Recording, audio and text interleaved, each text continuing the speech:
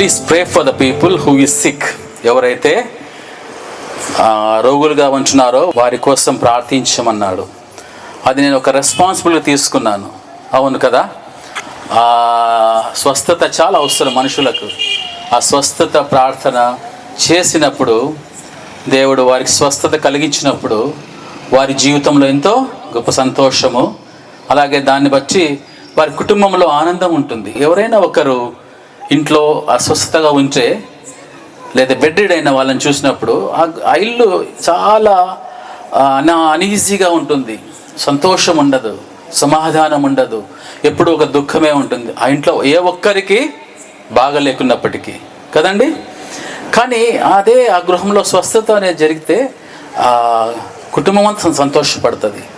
కాబట్టి ఈరోజు నేను కూడా ప్రార్థన చేస్తాను. ఆఖరిన ఎవరైతే స్వస్థత కోరుకుంటున్నారో ముఖ్యంగా వారి కోసం ప్రత్యేకమైన ప్రార్థన కూడా చేస్తాను. స్వస్థత ప్రార్థన నేను వారి మీద చేతులుండి ప్రార్థిస్తాను. వారికి ప్రార్థించిన నూనె కూడా ఉంది నా దగ్గర, అందరికీ డిస్ట్రిబ్యూట్ చేస్తాను ఎవరైతే కోరుకుంటున్నారో వారికి. కాబట్టి దయచేసి ఈ అవకాశాన్ని మీరు మీ కుటుంబస్తులు సద్వినియోగం చేసుకోండి. కాబట్టి మనము వాక్యంలోకి వెళ్దామండి. ఎప్పుడైతే సహోదరి వాక్యం గురించి పంచుకోవాలన్నప్పుడు తప్పకుండా అన్నప్పుడు నా హృదయంలో ఒక వాక్యం ఉంది. ఎందుకంటే నూతన సంవత్సరంలో నూతన బ్లెస్సింగ్స్ కావాలా వచ్చిన వారికి, నూతన ఆశీర్వాదాలతో మనము ఈ సంవత్సరంలో ముందుకు వెళ్ళాలి. కాబట్టి ఒక బ్లెస్సింగ్ వాక్యాన్ని నేను ఎంచుకున్నప్పుడు నాకు తెలియకుండానే సిస్టర్ కూడా అదే వాక్యాన్ని ఇక్కడ వేసింది. అది ఎంత ఆశ్చర్యకరంగా నాకు తెలిసింది. 140 కీర్తన 6వ వచనం. ఆయన ఆకాశమును భూమిని సముద్రమును దానిలోని సర్వమును సృజించినవాడు, ఆయన ఎన్నడను మాట తప్పనివాడు. అవునండి, మన ప్రభు అయిన యేసుక్రీస్తు ఎన్నడూ మాట తప్పనివాడు. నేను నా వాక్యాన్ని ప్రిపేర్ చేసుకున్నది కూడా అదే. ఆ రెండు కోయిన్సిడెంట్ జరిగాయి. నేను సహోదరిని అడగలేదు, సహోదరి నాకు చెప్పలేదు, కానీ మేము అనుకున్న వాక్యం ఇదే. కానీ రెండు ఒకే రీతిగా ఉన్న వాక్యాలనే నేను ఎంచుకున్నాను. ఖచ్చితంగా దేవుడు గొప్ప అద్భుత కార్యాలు చేయబోతున్నాడండి. మనము ఎంతటి విలువైన వారము, ఒక మనిషి జీవితం ఎంత విలువైనది అని ఆ వాక్యం ద్వారా నేను మీకు చెప్పదలుచుకున్నాను. ఎంత విలువైనది అంటే అది మనిషి పుట్టుక ఎంత విలువ అనేది కూడా మనకు తెలవాలి కదా. మనము ఆది కాండంలో చూస్తే, ఆది కాండము 1వ అధ్యాయము 6-8 చదివితే 6వ వచనంలో, మరియు దేవుడు జలముల మధ్య ఒక విశాలం కలిగి ఆ జలములను ఈ జలములను వేరుపరచును గాకని పలికెను. మరియు దేవుడు ఆ విశాలం చేసి విశాలము క్రింది జలములను విశాలం మీది జలములను వేరుపరపగా ఆ ప్రకారం ఆయను. దేవుడు ఆ విశాలమునకు ఆకాశమని పేరు పెట్టెను. అస్తమయమును ఉదయమును కలగగా 2వ దినమాయను. శూన్యంలో నుంచి దేవుడు సృష్టిని కలుగు చేస్తాడు. అది ప్రతి ఒక్కరికి తెలుసు. మీరు ఇంటికి వెళ్ళి చదవండి. చాలామంది చదువుకుంటూ వెళ్తారు కానీ తర్వాత మర్చిపోతారు వాక్యాలను. కానీ చాలా గొప్ప సత్యము ఆది కాండం 1వ అధ్యాయంలోనే మనం చూస్తాం. అలాగే మనం ముందు వెళ్తే 10వ వచనంలో, దేవుడు ఆరిన నేలకు భూమి అని పేరు పెట్టెను, జలరాశికి ఆయన సముద్రములని పేరు పెట్టెను, అది మంచిదని దేవుడు చూచెను. అలాగే 9వ వచనంలో, దేవుడు ఆకాశము కింద ఉన్న జలము ఒక చోటనే కూర్చోబడి ఆరిన నేల కనబడను గాకని పలకగా ఆ ప్రకారం అనండి. అంటే ప్రతి ఒక్కటి, ఈ ఆకాశము, భూమి, సముద్రము, సముద్రంలోని చేపలు, ఆకాశము, విశాలము అన్నీ మన సృష్టికర్త కలుగునుగాక అంటే మాట చొప్పున కలిగాయి. ఎందుకు నేను ఈ మాట చొప్పున కలిగాయని చెప్తానంటే దానికి ముందు ఎందుకు ఈ వాక్యం చెప్తున్నానంటే మీకు తెలుస్తుంది.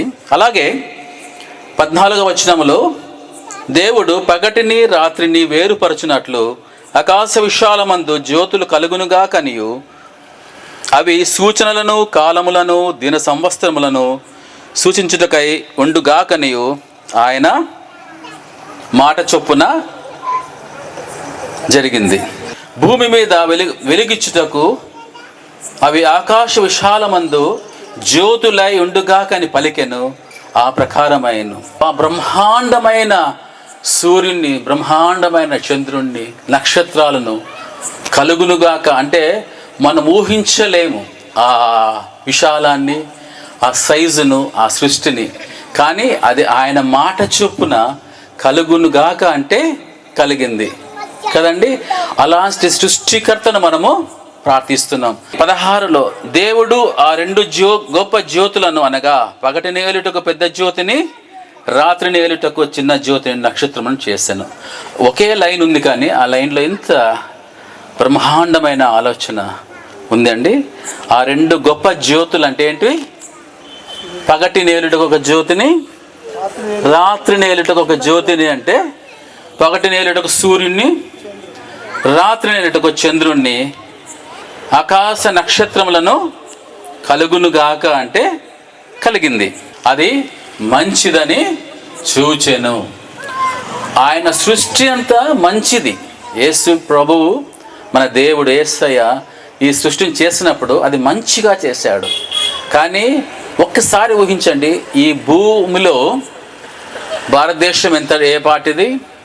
భారతదేశంలో తెలంగాణ ఏ పాటిది? తెలంగాణలో శంషాబాద్ ఏ పాటిది? భూమే ఇంత పెద్దగా దేవుడు కలుగునుగాక అంటే కలిగింది. అది మన దేవుని గొప్పతనం అండి. అలా సృష్టిని చేసినప్పుడు ఆ సృష్టి మంచిదని దేవుడు చేశాడు. అవునండి, ఈ సృష్టి మంచిది, అందమైనది, ఎంతో విశాలమైనది. అందమైన ప్రదేశాలు ఎన్నో ఉన్నాయి కదండి. ఒక స్విట్జర్లాండ్ అంటే ప్రపంచంలోనే దాని అంత అందమైన దేశం ఎక్కడ లేదు. చాలా ఎంత అందమైన దేశం అంటే అక్కడికి మనం వెళ్ళలేము, ఎందుకంటే చాలా ఖర్చుతో కూడుకున్న పని. భారతదేశంలో మనం చూస్తే అది కాశ్మీర్ ఎంతో అందంగా ఉంటుంది, ఊటీ ఎంతో అందంగా ఉంటుంది, హైదరాబాద్ ఎంతో అందంగా ఉంటుంది. అలాగే చాలా దేశాలు, అందమైన ప్రదేశాలు మనకు చాలా ఉన్నాయి. అంటే ఆయన అంత మనల్ని ప్రేమించాడు. అలాగే 21-22 వచనాల్లో మనం చూస్తే, దేవుడు జలములలో వాటి జాతి ప్రకారము జలములు సమృద్ధిగా పుట్టించిన మహామత్స్యములను, జీవము కలిగి చలించు వాటినన్నిటినీ దాని జాతి ప్రకారము రెక్కలు గల ప్రతి పక్షిని సృజించెను ఇక భూమి మీద.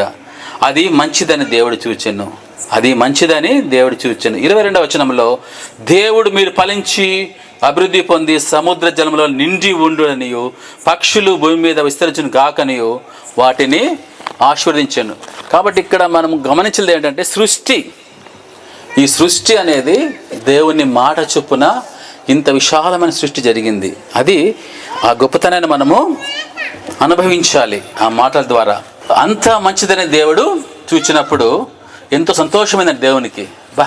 సృష్టి ఎంత అందంగా ఉంది, ఎంత ఆయన సృష్టే, కానీ ఆయనే దాన్ని చూసి సంతోషించాడు.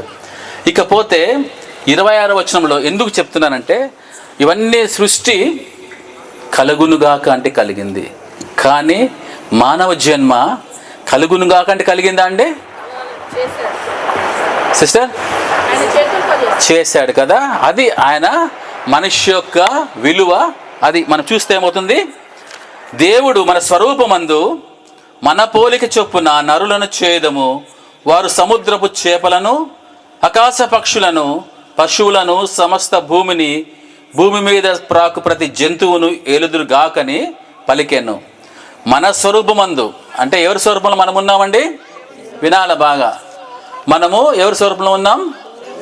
దేవుని స్వరూపంలో. అంటే దేవుడు మీలాగా నాలాగా రెండు కళ్ళు, ముక్కు, చెవులు, చేతులు, 2 చేతులు, 2 కాళ్ళు, వెంట్రుకలు, ఇలాగే దేవుడు. కానీ దేవుడు అందంగా ఉంటాడు అనుకోండి, మనలాగే మన స్వరూపం ఉంటాడు.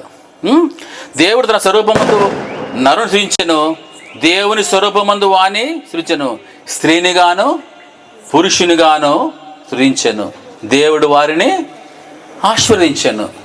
అలాగే చూస్తే ఆదికాండం 2:7 చూస్తే, దేవుడైన యెహోవా నేల మంటితో నరుని నిర్మించి వాని నాసికారంధ్రములలో జీవవాయువును ఊదగా నరుడు జీవాత్మాయను. ఇదండి, ఇంత పెద్ద విశ్వాన్ని దేవుడు కలుగునుగాక అంటే కలిగింది. కానీ మనిషిని చేస్తున్నప్పుడు మట్టితో మనిషిని చక్కగా చేసి ఆయన జీవాత్మను మన జీవాత్మలో ఊదినప్పుడే, అంటే ఆయన జీవం మనలో ఉంది, ఊదాడు మనకు. అంటే ఎంత ఇంట్రెస్ట్గా మనిషిని చేశాడు. మనిషి కలుగునుగా అంటే కలగదా? కలుగుతుంది. కానీ ఆయనకు అది సరిపోలే. ఆయన స్వరూపంలో మనిషిని చేసి ఆ జీవాత్మను ఊదాడు. అంత విలువైన మనుషులండి మనం. ప్రతి ఒక్కరూ, అది నేను కానీ, ఇక్కడ కూర్చున్న సిస్టర్ కానీ, బ్రదర్స్ కానీ, పాస్టర్స్ కానీ, మీరు కానీ, చిన్నపిల్లలు కానీ, అక్కడ ఉన్న ప్రతి ఒక్కరూ, ఈ లోకంలో ఉన్న ప్రతి ఒక్కరూ ఎంతో విలువైన జన్మ, మానవ జన్మ. కాబట్టి మనం దేనికి కూడా బాధపడకూడదు. ఈ లోకంలో మన పుట్టుకే అద్భుతం. ఈరోజు మన సృష్టికర్త ఆలోచన లేదా మనము ఈ లోకంలో జన్మించాం. మనము జన్మించామంటే ఆయన దృష్టిలో మనం ఉన్నాం. మరి సృష్టించిన తర్వాత మంచిగా చేశాడు మనల్ని. కాబట్టి ఈ సంవత్సరంలో నేను ఏం చెప్పదలుచుకున్నానంటే, బ్లెస్సింగ్ మీటింగ్ అన్నారు కాబట్టి మీకు ఆశీర్వాదకరంగా ఉండడానికి ఏం చెప్తున్నానంటే, మీరు దేనికి భయపడకండి, దేనికి మీరు బాధపడకండి, దేనికి మీరు ఏడవకని అవసరం లేదండి. అది ఏదైనా పర్వాలేదు. పెళ్ళి కాలేదా? బాధపడకండి. పిల్లలు పుట్టలేదా? బాధపడకండి. జాబ్ లేదా? బాధపడకండి. అలాగే నాకు అనారోగ్యంగా ఉంచున్నానా? బాధపడకండి. అంటే దేవుని సృష్టి, ఈ ఆకాశ విశాలము మన కోసం ఇచ్చాడండి. అంత పెద్ద, అసలుకు ఒక ఉదాహరణ చెప్పాలంటే, ఒక మన భూమి నుండి సూర్యునికి ఒక దూరం చెప్తే ఆ దూరమే ఆశ్చర్యకరంగా ఉంటుంది. మన భూమి నుండి సూర్యుడు దాదాపు 150 మిలియన్ కిలోమీటర్స్. 150 మిలియన్ కిలోమీటర్స్ మన ఊహకు అందదు. మన వాటిని లెక్క కూడా వేయలేం. అంత దూరంలో సూర్యుడు ఉన్నాడు. 150 మిలియన్ కిలోమీటర్స్. 1 మిలియన్ అంటే 10 లక్షలు. ఇకపోతే నక్షత్రం ఒక పొరపాటున వెంచితేగిన అది సైంటిస్ట్ కనుక్కున్న 40 ట్రిలియన్ కిలోమీటర్స్ అంటే. ట్రిలియన్ అంటే మీరు చూసుకోవాలి బుక్లో. ట్రిలియన్ అంటే ఎంత అని. 40 ట్రిలియన్ కిలోమీటర్స్ అంత దూరము ఒక నక్షత్రం ఉంది. అంటే అలాంటి నక్షత్రాలు పాలపుంతని కొన్ని వందలు, కొన్ని వేల నక్షత్రాలు ఉంటాయి. అంటే అంత ఆకాశంలో, అంత విశాలములో అంత గొప్ప నక్షత్రాలను దేవుడు చేశాడు. నక్షత్రాలను చేశాడు, సూర్యుని చేశాడు, చంద్రుని చేశాడు. అంటే అంత విశ్వాన్ని మనకు చేసి ఏం చేశాడు? రాత్రి నేలుట చంద్రుని మన కోసం ఇచ్చాడు, పగటి నేలుటకు సూర్యుడిని మన కోసం ఇచ్చాడు. మన మనుషుల కోసం ఆయన ఇవి చేశాడు. అంత సముద్రంలోని చేపలు మనము తినాలని చేశాడు మన కోసం, పక్షులు మన కోసం. అంటే ఈ అన్నిటికీ మనమే, వాటికి మనం ఎలా చెప్తే అలా వింటాయి. కాబట్టి అంత విలువైన మనుషులు మనం. కాబట్టి మనకొచ్చే చిన్న సమస్యలను మనము తీసుకోనక్కర్లేదు. ఆ సమస్యలు పక్కన పెట్టేసి, సమస్యలు ఖచ్చితంగా వస్తాయి. అయ్యో నాకు చదువు లేదే, నేను చదువుకోలేదే, ఫెయిల్ అయ్యానే. ఫెయిల్ అయితే ఏం చేస్తాం? పాస్ అవుతాం. ఎగ్జామ్ కట్టితే ఒకసారి కాకపోతే ఇంకొకసారి మనము పాస్ అవుతాం. కాబట్టి చాలామంది, మనకు అర్థం కాదు కానీ చాలామంది చనిపోతున్నారు సూసైడ్ చేసుకొని, అయ్యో ఫెయిల్ అవుతున్నానని. ఎంత భయంకరం అండి! ఇంత విలువైన ప్రాణము చనిపోవడానికి దేవుడు ఇచ్చింది కాదు కదా. ఫెయిల్ అయితే పాస్ కావాలి ఎగ్జామ్ రాసి కదండి. కాబట్టి ఫెయిల్ అయ్యానే చనిపోయిన అవసరం లేదు, తిరిగి పాస్ కాతే. ఇంకొకరండి, ఈ లోకంలో జ్ఞానాన్ని మనకి ఇచ్చాడు. ఎంత జ్ఞానం అంటే, రైట్ సోదరులని ఉన్నారు, తెలుసా అండి? ఎవరు రైట్ సోదరులు? ఎవరు? Thank you sister. రైట్ సోదరులు అంటే ఆ అన్నదమ్ములు ఇద్దరు విమానాన్ని కనిపెట్టారు. ఈరోజు మనము విమానంలో శంషాబాద్ ఎయిర్పోర్ట్కి పోతే రోజుకు ఎన్నో వందల వేలు విమానాలు తిరుగుతుంటాయంట. అంటే ఆ విమానాన్ని కనిపెట్టింది ఒక రైట్ సోదరులు. అంటే వారికి ఎంతటి జ్ఞానం ఇచ్చాడు! ఎంత జ్ఞానం అంటే, ఎంత బరువైన విమానం ఆకాశంలో వెలుగుతుంది, ఎంత బరువైన విమానం, ఎంత బరువైన ఇంజన్స్, కార్గో. 300 మందిని 400 మందిని ఆకాశంలో తీసుకెళ్తుంది విమానం. ఒక ఒక్కసారి ఏదో చూస్తున్నాం కానీ ఒక్కసారి వాటిని ఆలోచించండి, ఎంత అద్భుతం అండి. భూమి మీద ఉన్న విమానాన్ని చూడండి, అదే విమానం రన్వే తర్వాత ఆకాశంలో ఎగురుతుంది కదా, అది ఎంతో పైకి వెళ్తుంది. అలాగే 16 గంటలు 21 గంటలు ప్రయాణం చేసి ఇక్కడ అమెరికాకు, లండన్కు ఎక్కడైనా వెళ్తుంది. అంటే ఒక్క రైట్ సోదరులు కూడా మనలాంటి మనుషులే, కానీ వారికి ఆ జ్ఞానం తీసుకున్నారు, చదివి అభజించారు కాబట్టి ఆ జ్ఞానం వచ్చింది. ఆ రైట్ సోదరులకున్న ఆ బుర్రనే అందరికీ ఉంది, కాకపోతే మనం వాటిని వాడుకోవాలా. అలాగే ఇంకా చాలా ఉదాహరణలు ఉన్నాయి కదండి. అంత పెద్ద ఉదాహరణ వద్దు, మనం టీవీ చూస్తుంటాం కదా, టీవీ చిన్న బొమ్మ లాంటిది, చిన్న ఒక మానిటర్ చూస్తాం, కానీ అది ఎంత అద్భుతం అండి. ప్రపంచంలో ఎక్కడో ఏదైనా జరుగుతుంటే మన టీవీలో మనం చూస్తాం. ఫర్ ఎగ్జాంపుల్ ఫుట్బాల్, ప్రపంచంలో ప్రతి ఒక్కరూ దాని ఫుట్బాల్ను ఆనందిస్తారు. 190 దేశాలు లైవ్ చూస్తాయి. అమెరికాలో జరుగుతున్న ఫుట్బాల్ని మనం ఇక్కడ చూసి శంషాబాద్లో కూర్చొని అక్కడ జరుగుతున్న క్షణంలో మనము చూస్తాం. అదేవిధంగా క్రికెట్ ఆస్ట్రేలియాలో ఆడుతున్నప్పుడు కానీ, న్యూజిలాండ్లో ఆడుతున్నప్పుడు కానీ మనం ఏం చేస్తామంటే, మన ఇంట్లో టీవీ ఆన్ చేస్తే లైవ్ వస్తుంది. ఆకాశంలో ఎక్కడో తరంగాల ద్వారా మనకు వచ్చి అది మన ఇంటిలో, మన టీవీలో మనకు ప్రతిరూపకంగా మనకు కనిపిస్తాయి. అక్కడ జరుగుతున్నటువంటి వాళ్ళు వేసుకున్న క్లాత్, వాళ్ళు వేసుకున్న డ్రెస్సు ఎలా ఉంటే అలాగా మనము టీవీలో చూస్తాం. అది ఎప్పుడైనా ఊహించారా? ఏదో ఆన్ చేసుకుంటాం, ప్రోగ్రామ్స్ చూస్తాం, పాటలు వింటాం, లేకపోతే వాక్యం వింటామో, లేకపోతే సినిమా పాటలు, లేకపోతే పద్యాలు, లేకపోతే ఏదో చూసి స్పోర్ట్స్ చూసి వెళ్తుంటాం. కానీ ఒక్కసారి ఆలోచన, ఎంత అద్భుతం అంటే అది, ఎంత విజ్ఞానం అందులో. అది ఎవరు? మనిషి కనిపెట్టాడు. కాబట్టి మనిషికి అంతటి జ్ఞానం ఇచ్చాడు. అంటే ప్రతి ఒక్కరు, అది ఎవరికో అనుకోకండి, అమెరికన్స్కో లేకపోతే ఇంకెవరికో కాదు జ్ఞానం ఇచ్చింది, అది నీకు నాకు. ఎందుకంటే మనుషులంతా మనం కూడా మనుషులే, కాబట్టి ఆ జ్ఞానాన్ని వాళ్ళు ఉపయోగించుకున్నారు. ప్రతి ఒక్కటి అద్భుతమే. ఈరోజు ఆపరేషన్ చేస్తున్నటువంటి డాక్టర్స్ వారు కనుక్కున్నటువంటి పరికరాలను చూసినప్పుడు ఎంతో ఈజీగా అయింది. ఆ జ్ఞానాన్ని ఆ సైంటిస్టులు ఎవరు? మనుషులే కదా. ఎందుకు చెప్తున్నానంటే, దేనికి కూడా మనం భయపడనక్కర్లేదు.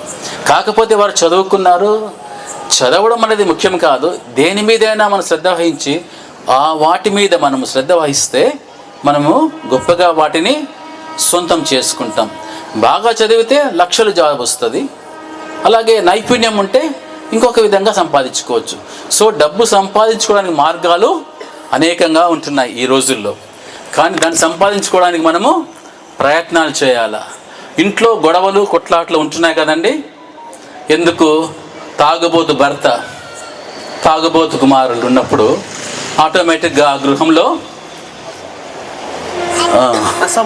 అసమాధానము, కొట్లాట, తాగి తందనాలు ఆడి వస్తే డబ్బులు ఎక్కడుంటాయి ఆయనకి?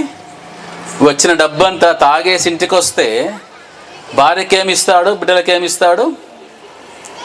బిడ్డలు తాగితే తండ్రికి ఏమిస్తాడు? తల్లికి ఏమిస్తాడు? డబ్బు అంతా తాగుబోతుతో వృధా అయిపోతుంది. అప్పుడు ఆటోమేటిక్గా గృహంలో మనశ్శాంతిని కోల్పోతారు. అంటే మనం చేసుకుంటున్నాం, మన పరిస్థితిని మనము చేసుకుంటున్నాం, కానీ దేవుడు చేయడం లేదు. దేవుడు అన్నీ మంచిగా చూశాడు. ఆ రోజు ఏదైనా తోటలో ఆదాము హవ్వను కూడా పెట్టినప్పుడు అన్నీ ఇచ్చాడు, ప్రపంచం అంతా ఇచ్చేసి ఆ ఒక్క చెట్టును కాయలు తినద్దన్నప్పుడు, తినద్దు అన్నప్పుడు అది తిన్నాడు. చేయొద్దు అని పని చేసినప్పుడే ఏమైందంటే ఏదైనా తోటలో నుంచి బయటకు వెళ్ళిపోవడం జరిగింది. అంటే దేవుడు మనకు చేయొద్దని పని ఎందుకు చేయాలా? తాగద్దు, తాగితే సస్తావు, తాగితే రోగాలు వస్తాయి. తాగద్దు, మంచిగా ఉండు, దేవుడిచ్చిన ఈ జీవితాన్ని మంచిగా చూడు. కొంతమంది ఎంత మంచిగా ఉంటారు కదా, వారి జీవితం అంతా ఎంత మంచి వాళ్ళు. సో మనం అడగాలంతే. అది ఏది కొదువైనా, డబ్బు కొదువు అడగండి, డబ్బు ఇస్తాడు. ఓకే, జాబ్ లేదా, జాబ్ అడగండి. ఇక ముఖ్యంగా చెప్తున్నా, ఈ సంవత్సరంలో ఇది ఈరోజు బ్లెస్సింగ్ మీటింగ్స్, ఈ సంవత్సరానికి సరిపోయే బ్లెస్సింగ్స్ మీకు కావాలండి.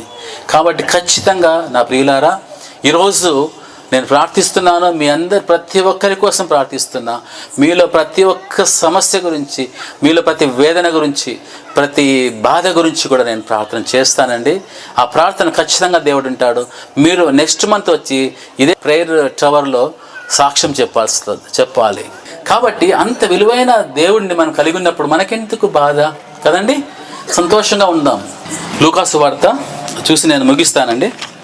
యేసుక్రీస్తుని సిలువ వేసినప్పుడు ఏం జరిగిందో మనకు అందరికీ తెలుసు కదండి.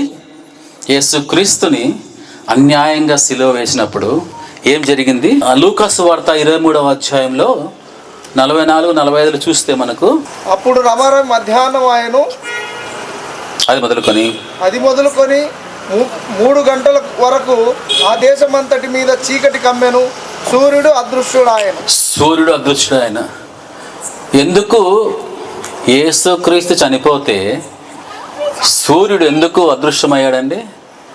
సూర్యునికి ఏమి అవసరం? అది సృష్టికర్త అంటే అంత ఇష్టం సృష్టికి. అదే సమయంలో సృష్టి అంటే సృష్టికర్తకు భయపడతాయి. మనం భయపడడం లేదు, కానీ ఆ సృష్టికర్త యేసయ్యను సిలువ వేసినప్పుడు చూడలేకపోయింది సూర్యుడు. ఆ సిలువ దృశ్యాన్ని సూర్యుడు చూడలేకపోయాడు, అదృశ్యుడయ్యాడని. మీరు ఇంటికి చదవండి ఇంకొకసారి, ఎంత స్పష్టంగా ఉంది ఆ మాట. సూర్యుడు అదృశ్యుడాయను అంటే, ఇందాక చెప్పాను ఎంత దూరంలో సూర్యుడు ఉన్నాడు, ఎంత విశాలమైన సూర్యుడు. కానీ అలాంటి సూర్యుడు చీకటి కమ్మింది ఆ దేశం అంతటా, అంటే అదృశ్యుడైపోయినాడు. మనము ఏమి ఆయన గురించి దేనికి మనం భయపడడం లేదు. వాక్యం చదవడం లేదు, ప్రార్థన చేసుకోవడం లేదు, దేవుని వాక్యం వినంటే వినడం లేదు. మనము ఆ బండరాళ్ళు ఇంకా కింద ఉంది. ఇంకా చూస్తే మత్తయి సువార్త 20వ అధ్యాయం 51వ వచనంలో, అప్పుడు దేవాలయపు తెర పైనుండి కింద వరకు 2గా చీనెను, భూమి వణికెను, బండలు బద్దలాయెను. చూడండి, ఒక్కసారి దాన్ని దీర్ఘంగా ఆలోచించండి. ఆయన చనిపోవడంలో ఈ సృష్టి తట్టుకోలేకపోయింది. భూమి వణికిపోయింది, ఆకాశ విశాలము, బండలు పర్వతాలు బ్రద్దలైన ఇంకో చోట ఉంది, సమాధులు తెరవబడను. అంటే ఎన్ని గొప్ప కార్యాలు జరిగాయండి ఆయన చావు.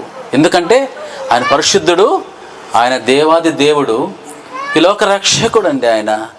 అలాంటి యేసయ్య చనిపోయే టైంలో, చనిపోతున్నప్పుడు ఆ భూమి వణికింది. అంటే గజ గజ గజ గజ వణికిపోయింది, తట్టుకోలేకపోయింది ఆయన చావును. పర్వతాలు బద్దలైపోయినాయి. కానీ మనం పర్వతాల కంటే కఠినమైన మనస్సు మనకుంది, దేవుడు ఇచ్చాడు కదండి. ఎంత కఠినం అంటే మనం కరిగిపోవడం లేదు, కానీ దేవుని కోసం ప్రార్థన చేస్తే దేవుడు దిగొస్తాడని వింటున్నాం కదా. దేవుడు దిగి రావడమే కాదు, ఆయన సమస్తమైన కోరికలు తీరుస్తాడు. ఈరోజు చెప్తున్న సహోదరు నాకు 2007 నుంచి తెలుసు అండి సిస్టర్. ఆమె ప్రయాస తెలుసు, ఆమె కష్టం తెలుసు, ఆమె ఎంత కష్టపడుతుందో తెలుసు. ఆ కష్టం గురించి నేను చెప్పనవసరం లేదు. ఆత్మల భారం ఎంత ఉంది బ్రదర్ సేతు గారు, నాకు తెలుసు ఎంత ఆత్మల భారం. చెప్తున్నా సిస్టర్, ఈ సంవత్సరంలో 100 ఆశీర్వాదం మీకు మీ మినిస్ట్రీకి కలగబోతుంది. అదే సమయంలో బ్రదర్ పాస్టర్ సేతు గారిని బట్టి, ఇక్కడ పాస్టర్స్ గురిని బట్టి చెప్తున్నాను, వారి సేవ 100 ఆశీర్వదించి పొందుతుంది. దీని వాక్యం వింటున్నప్పుడు దేవుడు గొప్ప కార్యాలు చేస్తాడు. మా అమ్మ 92 సంవత్సరాలు, 93 సంవత్సరాలు సాక్ష్యం నేనే. అమ్మకు ఒక పళ్ళు ఊడిపోలేదు, తర్వాత ఆమెకు కట్టి పట్టుకోవడం లేదు, ఒంటరిగా వెళ్తుంది, ఒంటరిగా వస్తుంది. మరి ముఖ్యంగా ఆమె సువార్త సేవ చేస్తుంది, సందేశాలు చేస్తుంది, వాక్యం చెప్తుంది. నిలబడి 92 సంవత్సరాలు దాటిపోయింది అమ్మకు, అనర్గళంగా వాక్యం చెప్తుంది. ఆమె పాట ఎంత సుందరంగా పాడుతుంది అమ్మ. ఇంట్లోనే సాక్ష్యం ఉంది, ఆమె సజీవంగా ఉంది 92 సంవత్సరాలు. కాబట్టి మనము ఏ పాటి వారం అండి? మన ఏజ్ ఎంత, మన వయసు ఎంత, మనం ఇంకా ఎంత బలంగా ఉందాము, ఎంత విశ్వాసంగా ఉందాము. దేవుడు గొప్ప కార్యాలు మనం చేయబోతున్నాడు కాబట్టి ఆ కార్యాలను మనం బట్టి మనం సంతోషించాలి. ఈ సంవత్సరంలో గొప్పగా మీకు జరగబోతుందండి. ముఖ్యంగా ఎవరైతే స్వస్థత కోరుకుంటే వారికి ప్రత్యేకమైన స్వస్థత కూడా నేను ప్రార్థన నూనె కూడా తీసుకొచ్చాను. ప్రార్థించిన తర్వాత దేవుడు చెప్పిన ప్రకారం నేను అవసరమైన వారికి ఆ ప్రార్థన తైలాన్ని కూడా నేను ఇవ్వబోతున్నాను. తీసుకొని మీరు దాన్ని మీ ఇంట్లో ఎవరికైనా ఏ సమస్య, ఏ ప్రాబ్లం ఉన్నప్పటికీ, అది చిన్న ప్రాబ్లమా లేకపోతే ఎలాంటి అనారోగ్యమైనప్పటికీ దాన్ని మీరు ప్రార్థించి అప్లై చేసుకున్నప్పుడు దేవుడు గొప్ప కార్యాలను కూడా మనకు చేయబోతున్నాడు. అది మీరు చూస్తారండి. మీకే కాదు, మీ బంధువులకు కూడా దాన్ని నిశ్చితమైతే దానికి మీరు ఇవ్వమని కోరుతున్నాను. విశ్వాసహితమైన ప్రార్థన రోగిని స్వస్థపరుస్తుంది. ఎవరికైతే అస్వస్థ ఉందో నూనె రాచి ప్రార్థనని బైబిల్లో కూడా మనకుంది. దేవుడు గొప్పగా మిమ్మల్ని ఆశీర్వదించబోతున్నాడు. దేవునికే మహిమ కలుగును గాక. హల్లెలూయా, హల్లెలూయా, హల్లెలూయా.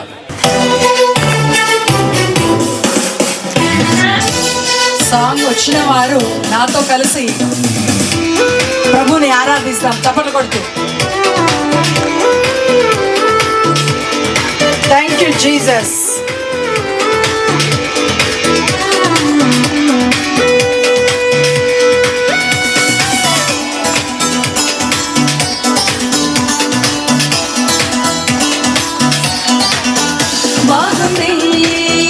యేసయ్యా నీ ప్రేమ సన్నిధితో బాగుంది, బాగుంది యేసయ్యా నీ సహవాసం ఎంతో బాగుంది, బాగుంది యేసయ్యా నీ ప్రేమ సన్నిధితో బాగుంది, బాగుంది యేసయ్యా నీ సహవాసం ఎంతో బాగుంది. అందమైన సుందరుడా నా యేసయ్యా నన్ను ఆకర్షించుకుంటివి, ఆరాధించెదను నిన్నే నా యేసయ్యా నా పూర్ణ ఆత్మశక్తితో. అందమైన ప్రియ సఖుడా నా యేసయ్యా నీ హృదయాన్ని హత్తుకుంటివే, ప్రేమించెదను నిన్నే నా యేసయ్యా నా పూర్ణ హృదయముతో. యేసయ్యా నీ ప్రేమ సన్నిధితో బాగుంది, బాగుంది యేసయ్యా నీ సహవాసం ఎంతో బాగుంది. Thank you Jesus. దేవుని యొక్క ముఖకాంతిలో మనము ప్రవేశించినప్పుడల్లా ఆ సమయము ఎంతో మధురంగా అద్భుతంగా ఉంటుంది. ఆమేన్. Thank you Jesus. చప్పట్లు కొడదాం.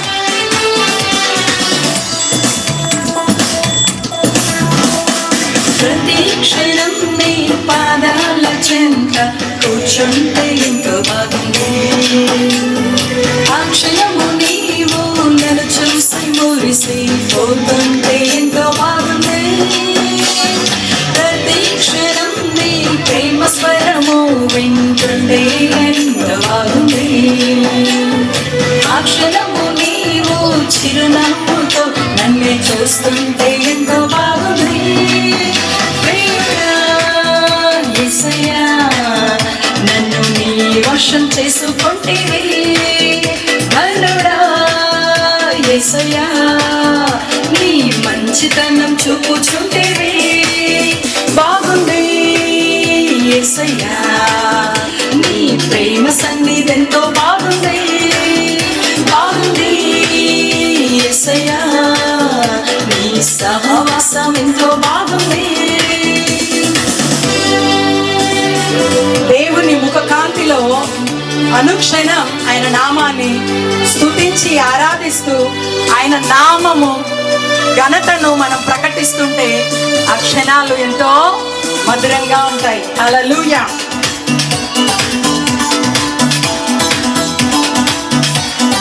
Thank you Jesus. ప్రతి క్షణం నిన్ను స్తుతించి ఆరాధిస్తుంటే ఎంతో బాగుంది, ఆ క్షణము నీ ప్రేమ హస్తము ఆవరిస్తుంటే ఎంతో బాగుంది. ప్రతి క్షణం నీ నామఘనతను స్మరిస్తుంటే ఎంతో బాగుంది, ఆ క్షణము నీ ప్రేమ ఒడిలో ఒదిగిపోతుంటే ఎంతో బాగుంది. యేసయ్యా నీ తీర్మానం ఎంతో బాగుంది, ఘనుడా యేసయ్యా నీవు చెప్పినదంతా చేసదనంటివే, బాగుంది యేసయ్యా నీ ప్రేమ సన్నిధితో బాగుంది, బాగుంది యేసయ్యా నీ సహవాసం ఎంతో బాగుంది.